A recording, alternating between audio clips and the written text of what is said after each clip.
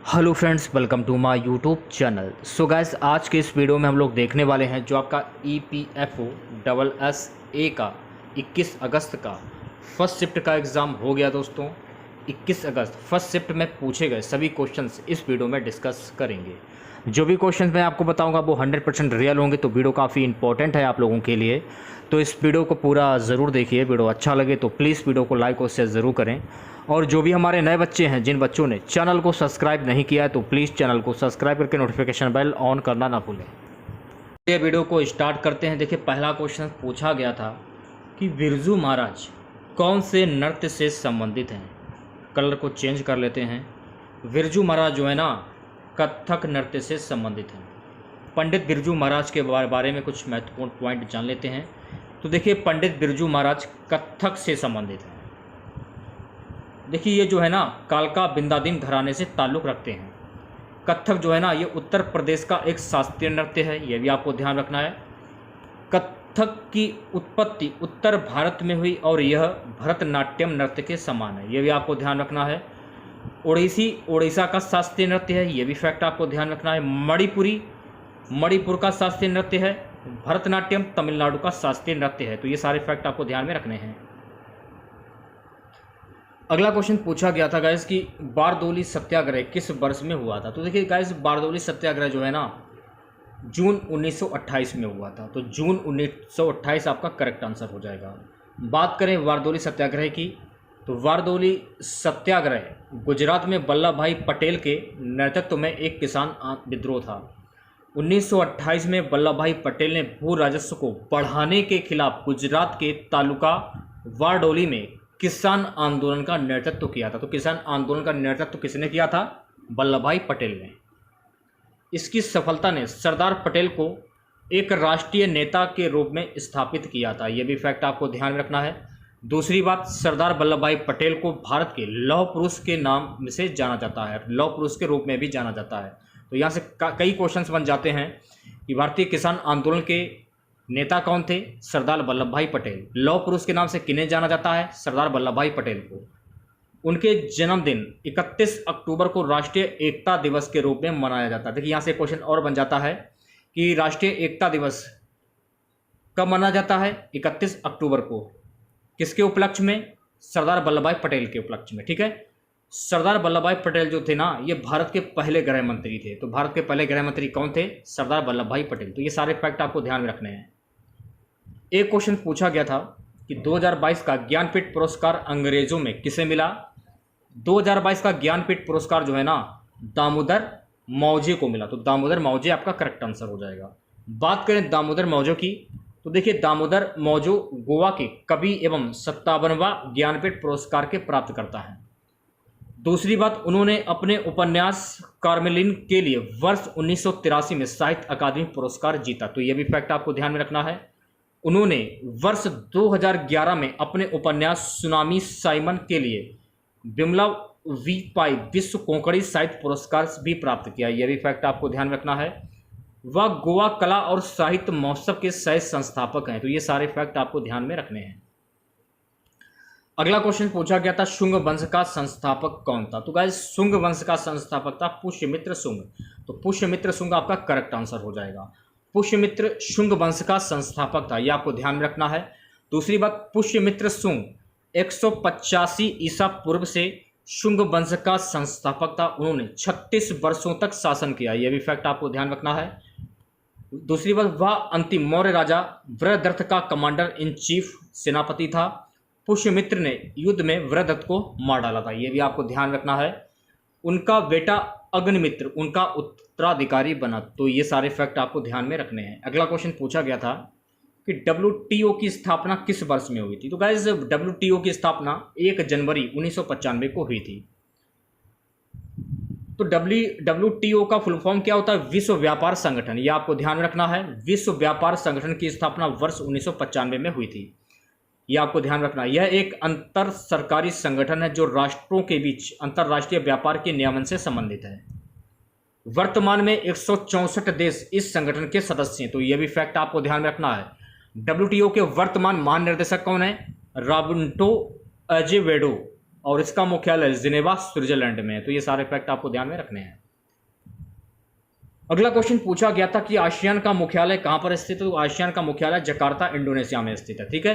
दक्षिण पूर्व एशियाई राष्ट्र संघ आसियान, यह एक अंतर सरकारी संगठन है जिसमें दक्षिण पूर्व एशिया के 10 देश शामिल हैं और इसका जो मुख्यालय जकार्ता इंडोनेशिया में स्थित है। आसियान की स्थापना की अगर हम बात करें तो आसियान की स्थापना 8 अगस्त 1967 को बैंकॉक में हुई थी। तो यह भी फैक्ट आपको ध्यान रखना है। 8 अगस्त को आसियान दिवस के रूप में मनाया जाता है। तो ये सारे फैक्ट आपको ध्यान रखने हैं। अगला क्वेश्चन गाइस पूछा गया था कि इंटरपोल का हेडक्वार्टर मुख्यालय कहां पर। तो इंटरपोल का हेडक्वार्टर का जो मुख्यालय है ना, प्लोन में है। ठीक है, प्लोन, फ्रांस, और इसकी स्थापना वर्ष 1923 में हुई थी। इंटरपोल का मुख्यालय प्लोन, फ्रांस में स्थित है। इंटरपोल की स्थापना 1923 में बना ऑस्ट्रेलिया में हुई थी। वह संयुक्त राष्ट्र का हिस्सा है और देश की विभिन्न जांच एजेंसियों की मदद करके अंतर्राष्ट्रीय अपराध को कम करने में मदद करता है। एजेंसियों होगा, थोड़ा सा मिस्टेक हो गया, इसको सुधार कर लीजिएगा, एजेंसियों होगा ये। तो ये सारे फैक्ट आपको ध्यान रखना है। एक क्वेश्चन देखिए, सागरमाला प्रोजेक्ट से पूछा गया था। तो सागरमाला क्या है? भारतीय बंदरगाह बुनियादी ढांचा संरचना के विकास तथा माल ढुलाई, आवाजाही आदि के मामले में काफ़ी पीछे है। सकल घरेलू उत्पाद में जहां रेलवे की हिस्सेदारी लगभग 9% और सड़क परिवहन की 6% है, वहीं बंदरगाहों का हिस्सा लगभग 1% के आसपास है। वर्तमान समय में भारतीय बंदरगाह मात्रा की दृष्टि से देश के निर्यात व्यापार का 90% से अधिक हिस्सा संभालते हैं। इन सब बातों को ध्यान में रखते हुए बंदरगाहों के बुनियादी ढांचे को विकसित करने के लिए वर्ष 2017 में भारत सरकार द्वारा सागरमाला परियोजना की शुरुआत की गई। तो ये सारे फैक्ट आपको ध्यान में रखने हैं। एक क्वेश्चन पूछा गया था कि फारुकद्दीन अली के बाद राष्ट्रपति कौन बने थे। तो फारुकद्दीन अली के बाद राष्ट्रपति बने थे नीलम संजीव रेड्डी। इनका पूरा नाम था फखरुद्दीन अली अहमद। ये भारत के 5वें राष्ट्रपति के रूप में इन्होंने कार्य किया था, ये आपको ध्यान रखना है। इनका जो कार्यकाल था ना, उन्होंने 1974 से 1977 तक सेवा की। वह भारत के दूसरे मुस्लिम राष्ट्रपति थे। तो यह भी फैक्ट आपको ध्यान में रखना है। अगला क्वेश्चन पूछा गया था, मध्य प्रदेश में कपास अनुसंधान केंद्र का मुख्यालय कहां पर है। तो मध्य प्रदेश में कपास अनुसंधान केंद्र का मुख्यालय खरगोन में है। मध्य प्रदेश में कपास अनुसंधान केंद्र का जो मुख्य कार्यालय है ना, यह खरगोन में स्थित है। खरगोन जिला मध्य प्रदेश के मुख्य कपास उत्पादक जिलों में से एक है। तो ये फैक्ट भी आपको ध्यान रखना है। कपास को सफ़ेद सोना भी कहा जाता है। इंदौर मध्य प्रदेश का सबसे बड़ा शहर है, यह भी आपको ध्यान रखना है। झाबुआ अपनी काली कपास मिट्टी के लिए प्रसिद्ध है। रतलाम को अफीम, तंबाकू और नमक के व्यापार के लिए जाना जाता है। तो ये भी फैक्ट आपको ध्यान रखना है। दूसरी बात, केंद्रीय कपास अनुसंधान केंद्र नागपुर में स्थित है। राष्ट्रीय सरकरा अनुसंधान संस्थान कानपुर में स्थित है। भारतीय दलहन अनुसंधान संस्थान कानपुर में स्थित है। भारतीय कृषि अनुसंधान संस्थान IARI ये नई दिल्ली में स्थित है। तो ये सारे फैक्ट आपको ध्यान में रखने हैं। अगला क्वेश्चन गाइस पूछा गया था कि कोल इंडिया लिमिटेड का हेडक्वार्टर कहां पर है। तो कोल इंडिया लिमिटेड का हेडक्वार्टर जो है ना, कोलकाता, पश्चिम बंगाल में है। कोल इंडिया के बारे में कुछ महत्वपूर्ण पॉइंट जान लेते हैं।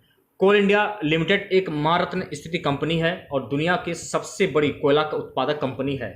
इसकी स्थापना वर्ष 1975 में कोयला उद्योग के राष्ट्रीयकरण के बाद 1975 में हुई और कोल इंडिया लिमिटेड का मुख्यालय कहां पर स्थित है? कोलकाता में। तो ये सारे फैक्ट आपको ध्यान में रखने हैं। अगला क्वेश्चन पूछा गया था, कौन से देश ने ICC वनडे वर्ल्ड कप नहीं जीता है।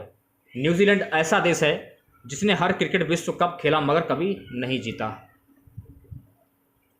एक क्वेश्चन पूछा गया था कि चिल्का झील जो है ये कहां पर स्थित है। तो चिल्का झील जो है ना, ये उड़ीसा में स्थित है। तो चिल्का झील उड़ीसा राज्य में स्थित है, ये आपको ध्यान रखना है। ये खारे जल की झील है। ये भारत की सबसे बड़ी झील है, ये भी फैक्ट आपको ध्यान रखना है। और ये एशिया का सबसे बड़ा और विश्व का दूसरा सबसे बड़ा लैगून है। 1981 में चिल्का झील को रामसर कन्वेंशन के तहत अंतर्राष्ट्रीय महत्व की पहली भारतीय आर्द्र भूमि के रूप में नामित किया गया था। तो ये सारे फैक्ट आपको ध्यान में रखने हैं। अगला क्वेश्चन, 11वां बायोस्फीयर रिजर्व कौन सा है। तो 11वां बायोस्फीयर रिजर्व पंचमढ़ी मध्य प्रदेश के बैतूल, होशंगाबाद और छिंदवाड़ा जिलों के हिस्से हैं। अगला क्वेश्चन, वर्तमान में कितने नंबर की लोकसभा चल रही है। तो वर्तमान में 17वीं नंबर की लोकसभा चल रही है। 16वीं की बात कर लेते हैं। तो 16वीं लोकसभा का कार्यकाल 18 मई 2014 से 25 मई 2019 तक रहा। इस लोकसभा ने जून 2014 से फरवरी 2019 के बीच अपना सत्र आयोजित किया। इन 5 वर्षों के दौरान 133 विधायकों को पारित किया गया और 45 अध्यादेश को प्रख्यापित किया गया? 16वीं लोकसभा के सदस्य 2014 के भारतीय सामान्य निर्वाचन के दौरान चुने गए। सुमित्रा महाजन मीरा कुमार के बाद लोकसभा अध्यक्ष के रूप में निर्वाचित होने वाली दूसरी महिला 16वीं लोकसभा की अध्यक्ष थीं। तो ये सारे फैक्ट आपको ध्यान में रखने हैं। अगला क्वेश्चन पूछा गया था, संगीत नाटक अकादमी की स्थापना कब हुई? तो संगीत नाटक अकादमी की स्थापना 31 मई 1952 को हुई थी। संगीत नाटक अकादमी की स्थापना 31 मई 1952 को हुई थी। इसे संगीत, नृत्य और नाटक के लिए राष्ट्रीय अकादमी के रूप में भी जाना जाता है। इसका उद्घाटन 28 जनवरी 1953 को भारत के पहले राष्ट्रपति राजेंद्र प्रसाद द्वारा किया गया था। तो सारे फैक्ट आपको ध्यान में रखने हैं। सो गाइस, अगला क्वेश्चन पूछा गया था, उत्तर प्रदेश कितने राज्यों के साथ बॉर्डर साझा करता? तो उत्तर प्रदेश कुल 9 राज्यों के साथ बॉर्डर साझा करता है। उत्तर प्रदेश एकमात्र राज्य जिसने अधिकतम राज्यों के साथ अपनी सीमाएं साझा की हैं। उत्तर प्रदेश अपनी सीमाओं को 9 राज्यों, केंद्र शासित प्रदेशों के साथ सीमा साझा करता है। ये नेपाल के साथ अंतर्राष्ट्रीय सीमा भी साझा करता है। ये भी फैक्ट आपको ध्यान रखना है। उत्तर प्रदेश भारतीय राज्य हैं। उत्तर प्रदेश भारतीय राज्य जो 8 राज्यों और एक केंद्र शासित प्रदेश के साथ अपनी सीमा साझा करता है, जो अधिकतम है दिल्ली, हरियाणा और उत्तर में उत्तराखंड, पूर्व में बिहार, झारखंड में, पश्चिम में राजस्थान और मध्य प्रदेश और दक्षिण में छत्तीसगढ़। तो ये सारे फैक्ट आपको ध्यान में रखने हैं। देखिए गाइस, अगला क्वेश्चन पूछा गया था कि चोल वंश का संस्थापक कौन था? तो भाई चोल वंश का संस्थापक था विजयालय। विजयालय जो है ना, ये चोल वंश का संस्थापक था। विजयालय ने पांड्यों और पल्लवों के बीच युद्ध का लाभ उठाकर राजवंश की स्थापना की। चोल वंश 850 से 1279 ईस्वी तक चला। तो ये सारे फैक्ट आपको ध्यान में रखने हैं, ठीक है।